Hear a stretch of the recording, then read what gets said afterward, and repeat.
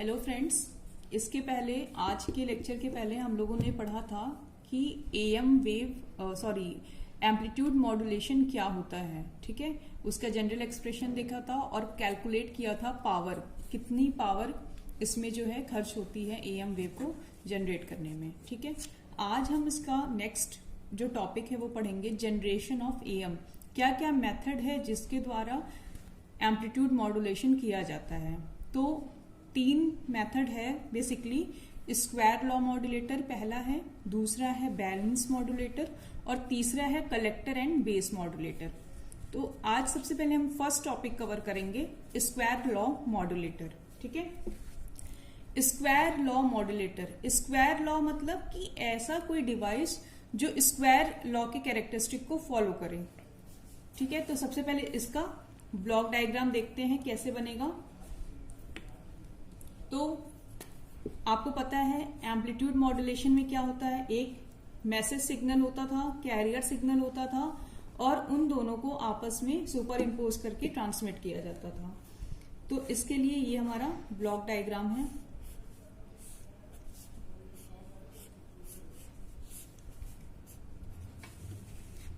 ठीक, ये है। अब देखिए इसमें क्या है, सबसे पहले यहां पे एक हमने किया मैसेज सिग्नल भेजा। ठीक, एक कैरियर सिग्नल भेजा जिसकी वैल्यू हम क्या लेते हैं generally, AC cos omega CT या AC cos 2 पाई FCT। ठीक है, ये एक हम यूज करते हैं समर या फिर एडर। ठीक है, यहाँ पॉजिटिव और ये पॉजिटिव है, ये दोनों आपस में ऐड करके भेजा जाता है किसे, एक स्क्वायर लॉ डिवाइस को। ऐसी डिवाइस जो स्क्वायर लॉ के कैरेक्टरिस्टिक को फॉलो करे। ये है स्क्वायर लॉ डिवाइस और इससे जो सिग्नल मिलेगा उसे पास करते हैं हम बैंड पास फिल्टर से। आउटपुट पे हमारा मिलता है एएम वेव। ठीक है, एएम वेव मिला। अब एक और चीज हम देखते हैं इसमें, ये जो स्क्वायर लॉ डिवाइस है इसके इनपुट पे को हम V1 से रिप्रेजेंट करेंगे और जो आउटपुट है इसको हम V2 से रिप्रेजेंट करेंगे। ठीक है, स्क्वायर लॉ डिवाइस का हम एग्जाम्पल क्या ले सकते हैं, जैसे डायोड। आपने डायोड अगर पढ़ा होगा तो उसकी कैरेक्टरिस्टिक कैसे आती है, कुछ इस टाइप से आती है। डायोड की कैरेक्टरिस्टिक कैसा है, ये नॉन लीनियर है। ठीक है, तो ऐसे डिवाइस जिसकी कैरेक्टरिस्टिक नॉन लीनियर आए उसे कहते हैं स्क्वायर लॉ डिवाइस। ये हमारा किसका कैरेक्टरिस्टिक है, डायोड का। ये आउटपुट और इनपुट वोल्टेज के बीच में इसका जो है कैरेक्टरिस्टिक्स ड्रॉ किया। ठीक है, अब इसके बाद क्या होगा कि डायोड का स्क्वायर लॉ डिवाइस की तरह यूज कर रहे हैं, तो V2 जो V1 की वैल्यू है, अब देखते हैं V1 क्या है। V1 की वैल्यू क्या आएगी, MT। V1 क्या आएगा, MT प्लस CT। ठीक है, MT क्या है, यहां से लिया, और CT क्या है, AC cos 2 पाई FCT। ये आ गया V1 की वैल्यू। ठीक, अगर अब क्या करें, डायोड का अगर बात करें तो V2 की वैल्यू जो होगी वो क्या होगी, A1 V1 plus A2 V1 का स्क्वायर। ठीक, ये हमारा जो भी नॉन लीनियर डिवाइस है उसका ये इक्वेशन होता है। ठीक, अब V1 की वैल्यू जो है उसमें वैल्यू पुट करते हैं अगर, तो V2 क्या आएगा, V2 इक्वल्स टू A1 और A2, यहाँ एक कांस्टेंट वैल्यू है, A1 एज इट इज रहेगा। V1 क्या होगा, V1 की वैल्यू थी MT प्लस CT या MT plus AC cos 2 pi FCT। तो इसकी वैल्यू क्या आ गई, MT plus AC cos 2 pi FCT plus A2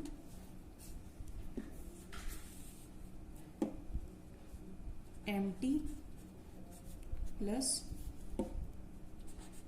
AC cos 2 pi FCT का स्क्वायर, होल स्क्वायर आ गया। ठीक है, ये होल स्क्वायर है। अब क्या है, ये एक जो इक्वेशन है इसको हम अगर एक्सपेंड करेंगे तो क्या आएगा, A1 MT plus A1 AC cos 2 pi FCT plus, अब देखिए A प्लस B का होल स्क्वायर है ये, तो इसको क्या लिख सकते हैं, A स्क्वायर मतलब MT का square plus B square. B square क्या है, AC square cos square 2 pi FCT plus 2AB 2 MT AC cos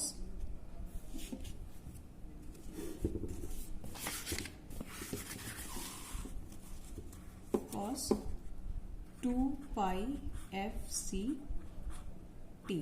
ठीक है, देखिए MT क्या था, मैसेज सिग्नल, और AC cos 2 पाई FCT क्या था, जो कैरियर सिग्नल था वो था। और एक चीज आपको पता होगी कि जो कैरियर सिग्नल की फ्रीक्वेंसी होती है, यानी कि FC जो होता है वो बहुत ज्यादा होता है किससे, मैसेज सिग्नल से। FM की फ्रीक्वेंसी से कैरियर सिग्नल की फ्रीक्वेंसी बहुत ज्यादा होती है, एक ये बात है।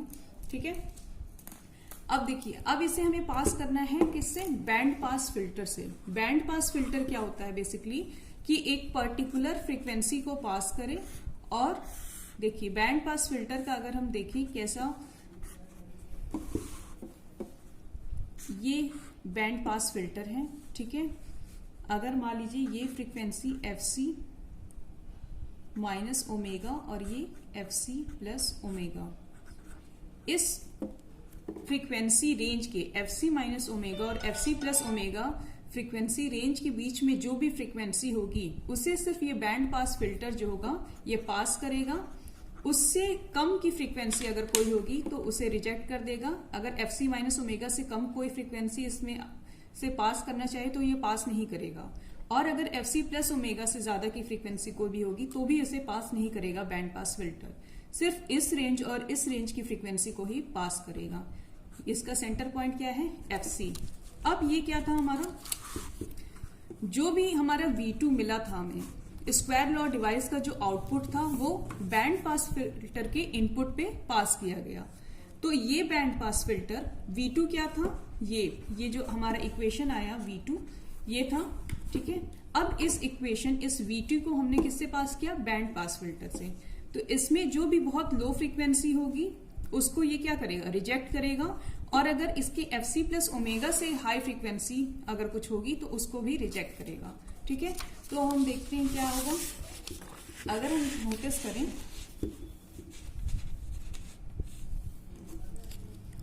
तो क्या है,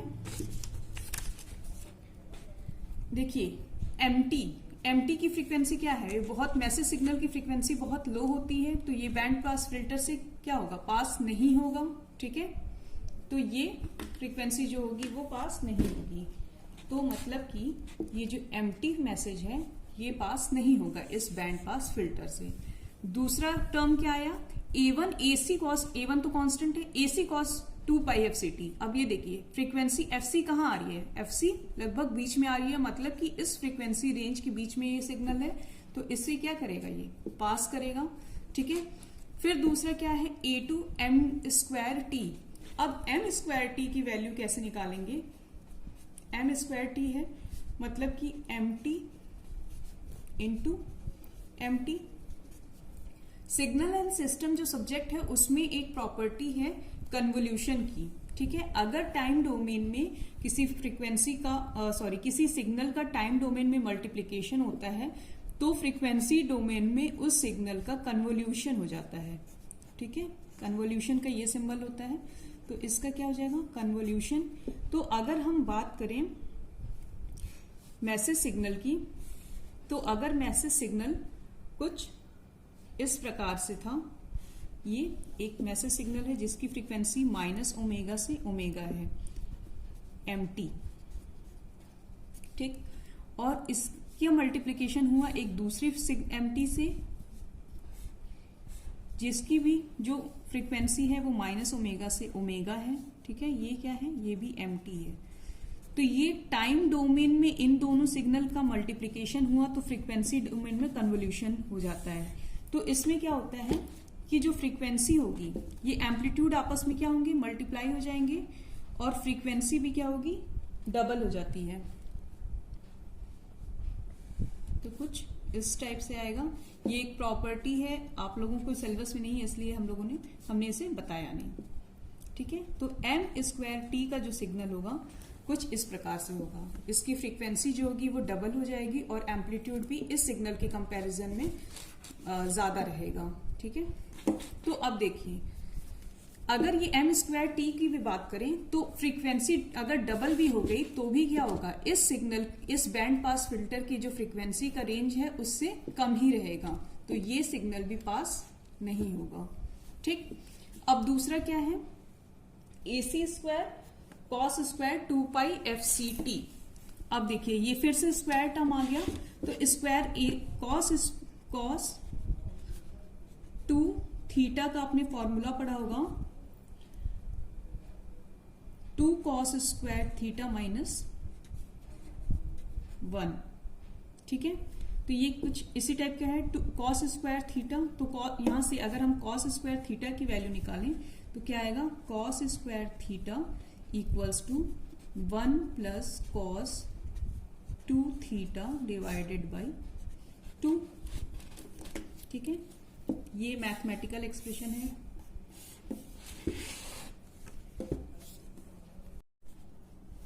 cos 2 थीटा इक्वल्स टू होता है मैथमेटिकली अगर देखें तो 2 cos² थीटा माइनस 1, या फिर अगर इसको देखें cos² थीटा की वैल्यू आती है 1 plus cos 2 theta divided by 2, ठीक। ये आपका एक मैथमेटिकल एक्सप्रेशन था। अब यहाँ पे क्या है, cos² 2πfct।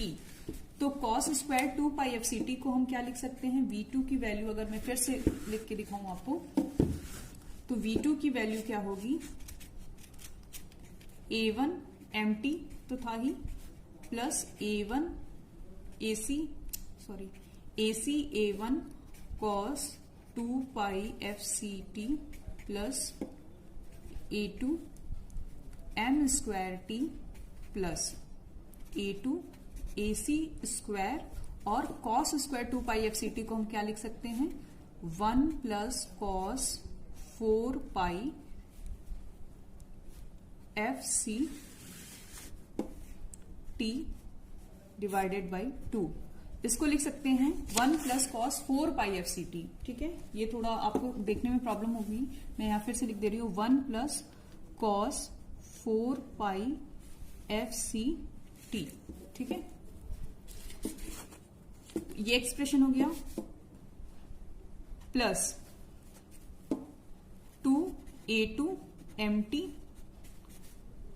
AC cos 2πfct, ठीक है। अब हम लोगों ने यहां तक देख लिया था कि ये मैसेज जो है, ये सिग्नल जो है एमटी, ये पास नहीं करेगा इस बैंड पास फिल्टर से, ठीक है, क्योंकि इसकी सेंटर फ्रीक्वेंसी क्या है, एफसी है, लोअर फ्रीक्वेंसी क्या है, एफसी माइनस ओमेगा। अच्छा, अगर सेंटर फ्रीक्वेंसी एफसी है तो एफसी क्या है, FC is very much greater than FM है। तो एग्जाम्पल के थ्रू अगर हम देखें तो एफसी की वैल्यू किसमें है, कुछ मेगाहर्ट्ज में लेते हैं, हाई रहेगा, और एफएम की वैल्यू किसमें होती है, लगभग हर्ट्ज या फिर किलोहर्ट्ज में, ठीक है। माना कि कुछ 100 किलोहर्ट्ज है और इसकी फ्रीक्वेंसी माना कि कुछ 10⁵ या 10⁶ मेगाहर्ट्ज है। तो एफसी सेंटर फ्रीक्वेंसी क्या थी, 10⁵ megahertz. FC minus omega 10⁵ megahertz में अगर ओमेगा की वैल्यू 100 किलोहर्ट्ज भी थी तो भी इसकी वैल्यू बहुत घटेगी, तो कुछ मेगाहर्ट्ज में ही आएगी या बहुत ज्यादा भी आएगी, ठीक है, इसकी कंपैरिजन में। और एफसी प्लस ओमेगा तो इससे और ज्यादा ही आएगी, 10⁵ मेगाहर्ट्ज से भी कुछ ज्यादा आएगी, ठीक। जबकि जो हमारा ओमेगा है वो बहुत कम फ्रीक्वेंसी है। तो इसीलिए हमने कहा था कि अगर मैसेज सिग्नल ये एमटी है, इसकी फ्रीक्वेंसी बहुत लो है, तो ये 100 किलोहर्ट्ज इसके रेंज से तो बहुत कम ही रहेगा, इसलिए ये फिल्टर हो जाएगा। फिर AC cos 2πfct क्या था, ये तो इसकी सेंटर फ्रीक्वेंसी ही थी, तो ये इसको अलाउ करेगा, ये पास हो जाएगा।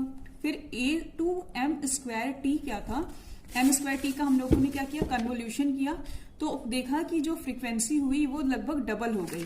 तो अगर हम ओमेगा को 100 किलोहर्ट्ज भी ले तो इसकी डबल होके क्या हो जाएगी, 200 किलोहर्ट्ज। 200 किलोहर्ट्ज की वैल्यू भी fc माइनस ओमेगा से बहुत कम होगी, तो ये भी इसको फिल्टर आउट कर देगा, तो ये भी नहीं पास होगा, ये पास हो गया। अब देखिए AC² 1 प्लस cos 4 पाई FCT। cos 4 पाई FCT क्या होगा, ये सिग्नल की फ्रीक्वेंसी भी जो है वो बहुत हाई है, इसलिए ये सिग्नल की फ्रीक्वेंसी भी पास नहीं होती है। अब बचा क्या, MT AC cos FCT। तो ये फ्रीक्वेंसी जो है, ये देखिए FC सेंटर फ्रीक्वेंसी और इसमें मल्टीप्लाई हुआ MT के, तो ये भी इस बैंड पास फिल्टर के रेंज में लगभग आता है, इसलिए ये जो है फ्रीक्वेंसी पास होगा। तो हमारा जो बैंड पास फिल्टर था ये, तो बैंड पास फिल्टर से ये जब ये पूरा इक्वेशन पास किए तो क्या क्या हमारे पास फिल्टर हो गया और क्या क्या मिला, तो हमें देखते हैं कि मिला क्या हमें। तो बैंड पास फिल्टर का जो आउटपुट हुआ वो हमें मिला क्या, AC A1 cos 2 pi FCT plus 2A2 MT AC cos 2 pi FCT। बस ये दोनों इक्वेशन ही मिला, इसके अलावा सारी चीजें फिल्टर आउट हो गई, जितने भी एक्सप्रेशन मिले थे। अब हम क्या हुआ, जो बैंड पास फिल्टर का जो आउटपुट था वही हमारा क्या था, एम्पलीट्यूड मॉड्यूलेटेड जो सिग्नल था। तो इसको हम अगर और थोड़े इजी फॉर्म में लिखना चाहें तो हमने A1 AC क्या है कॉमन ले लिया, अगर A1 AC कॉमन लिया तो क्या मिलेगा, cos 2 pi FCT plus A1 AC common लिया तो हो जाएगा 2A2 by A1 MT cos 2 pi FCT। ठीक है, ये आ गया। अब इसमें cos 2 पाई FCT को भी कॉमन लेना था, एक बार फिर से लिख लेते हैं।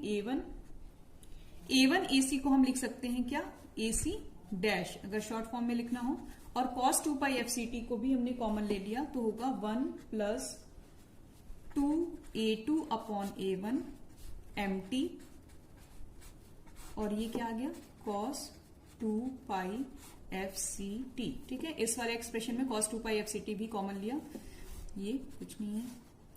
तो ये आपको कुछ कोरिलेट कर पा रहे हैं, ये क्या आ रहा है, AC डैश 1 प्लस, अगर इस पूरे एक्सप्रेशन को 2A2 बाई A1 को हम लोग लिखते हैं KA डैश, तो क्या हो जाएगा 1 प्लस KA MT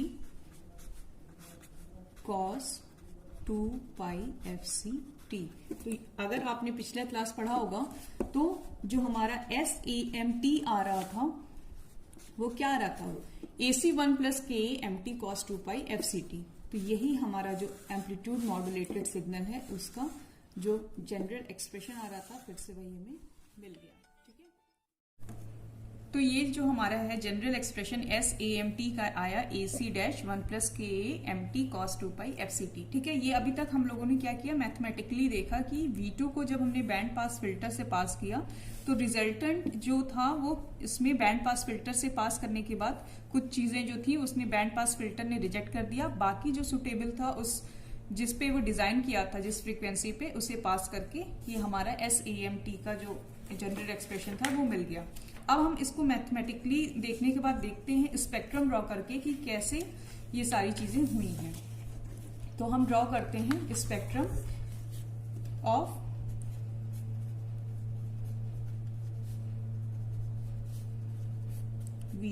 V2 का स्पेक्ट्रम ड्रॉ करके चेक करते हैं। ठीक है, तो V2 ये है, V2 की वैल्यू क्या है, A1 MT।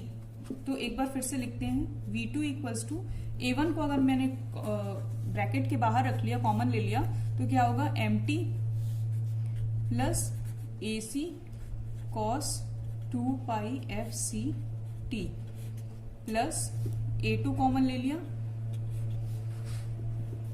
तो क्या आएगा, M square T plus A C square cos square 2 pi F C T plus 2 M T A C cos 2 pi F C T. ठीक है, ये हमारा जो V2 का एक्सप्रेशन था ये है। अब इसका अगर हम स्पेक्ट्रम ड्रॉ करें तो कैसे आएगा,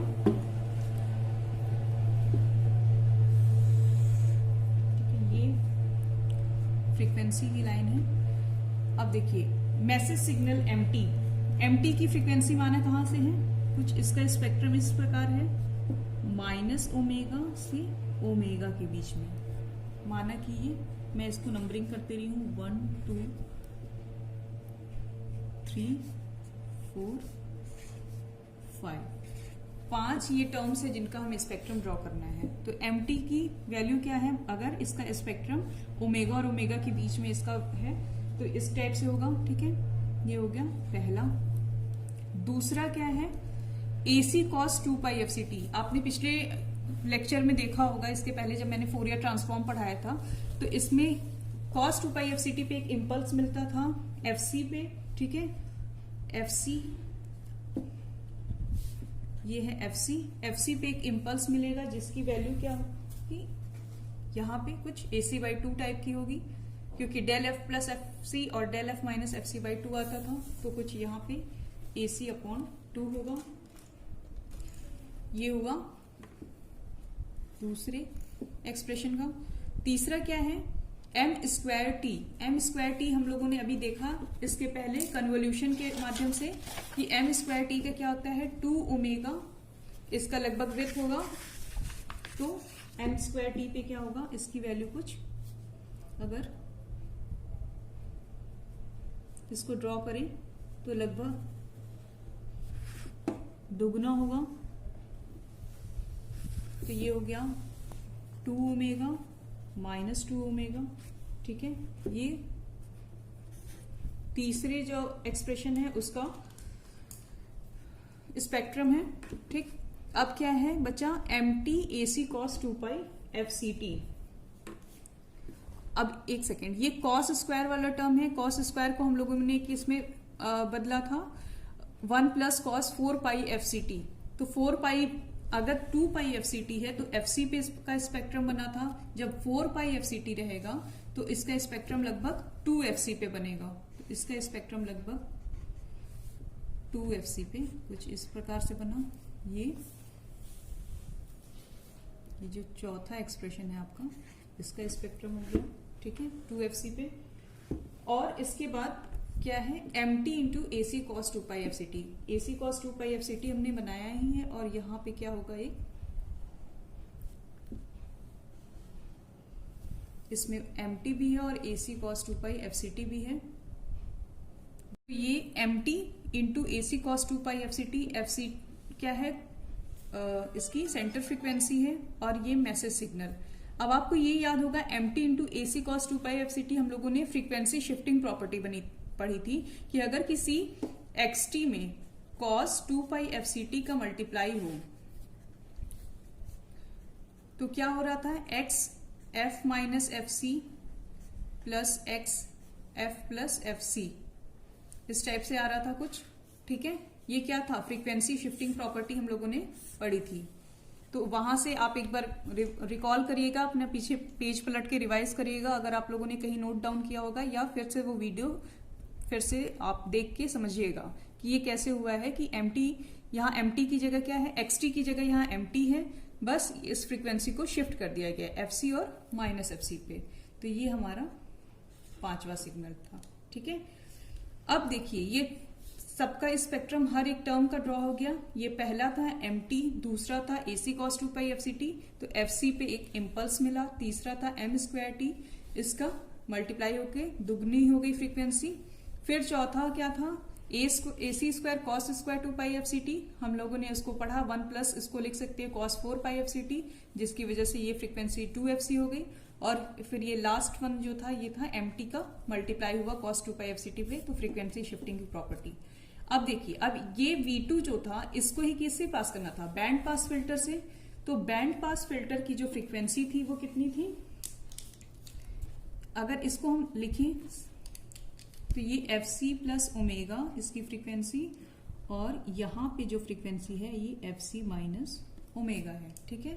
और हमने जो पढ़ा इसके पहले भी कि जो बैंड पास फिल्टर थी इसकी फ्रीक्वेंसी रेंज भी क्या थी, fc minus omega, centre frequency थी fc, और जो हायर फ्रीक्वेंसी थी वो fc प्लस ओमेगा। तो इस ही विड्थ की जो बैंड पास फिल्टर था इसको डिजाइन किया गया। अगर वो आइडियल बैंड पास फिल्टर है, ठीक है, आइडियल मतलब एकदम शार्प इसका जो वेव ये कैरेक्टरिस्टिक एकदम शार्प है, तो कुछ अगर ये है बैंड पास फिल्टर, देखिए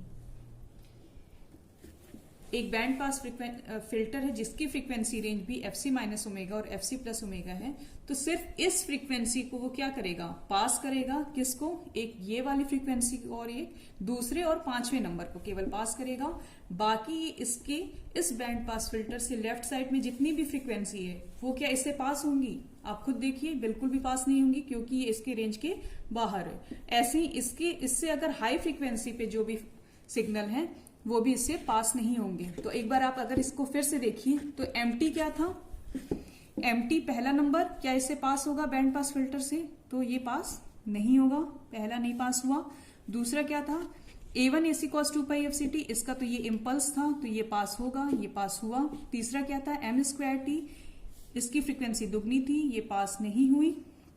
फिर क्या था, AC square cos square 2 pi FCT, ठीक है, तो ये भी पास नहीं हो रहा था क्योंकि ये चौथे नंबर पे है। और पांचवा ये क्या था, पास हो रहा था, तो इसका ये पांचवा ये पास हुआ, ठीक है। तो ये ओवरऑल जो था ये एम्पलीट्यूड मॉड्यूलेशन का हमारा एक टेक्निक थी, ठीक है। और अगर मान लीजिए इन दोनों फ्रीक्वेंसी, अब देखिए अगर fc माइनस ओमेगा इसकी जो लोअर फ्रीक्वेंसी है इसकी वैल्यू क्या होनी चाहिए, इस सिग्नल की जो हायर फ्रीक्वेंसी है उससे ज्यादा होनी चाहिए। अगर इसकी वैल्यू से कम हुई तो ये दोनों सिग्नल आपस में क्या होंगे, ओवरलैप हो जाएंगे, जिसकी वजह से हमारा जो सिग्नल होगा वो उस एटेन्यूएट हो जा सकता है या फिर लॉस हो जाएगा। तो fc माइनस ओमेगा जो है, या अगर इसको राइट साइड भेजे तो fc माइनस ओमेगा जो है वो किससे ज्यादा होना चाहिए, 3 ओमेगा से, ठीक है। सॉरी, fc की वैल्यू 3 ओमेगा से ज्यादा होनी चाहिए। इस चीज को अवॉइड करनी है। अगर इसकी वैल्यू fc माइनस ओमेगा इससे कम रही तो ये दोनों सिग्नल आपस में क्या करेंगे, इंटरफेयर कर जाएंगे और हमारा सिग्नल का लॉस हो जाएगा। इसलिए इसकी जो लोअर वैल्यू है इस सिग्नल की हायर वैल्यू से हमेशा ज्यादा होनी चाहिए। fc माइनस ओमेगा हमेशा ग्रेटर देन होना चाहिए 2 ओमेगा से। ग्रेटर देन क्या बोलिए, ज्यादा, बहुत ज्यादा होना चाहिए। Greater than, very much greater than 2 omega होना चाहिए, या fc की value very much greater than 3 omega होना चाहिए, ठीक है। तो ये था हमारा स्क्वायर लॉ मॉड्यूलेटर, होप आपको समझ में आया होगा, ठीक है। इसमें अगर आपको कोई भी क्वेरी हो तो आप कमेंट बॉक्स में कमेंट करके पूछ सकते हैं, बट उसके पहले एक बार आप अपनी बुक भी रीड करिए और ये लेक्चर देखिए। दोनों के बाद अगर कोई कंफ्यूजन हो तो आप प्लीज कमेंट बॉक्स में कमेंट करके आप अपनी क्वेरी को कर सकते हैं, ठीक है। इसके बाद नेक्स्ट टॉपिक हम लोग पढ़ेंगे बैलेंस मॉड्यूलेटर और उसके बाद पढ़ेंगे collector based modulator. Thank you so much.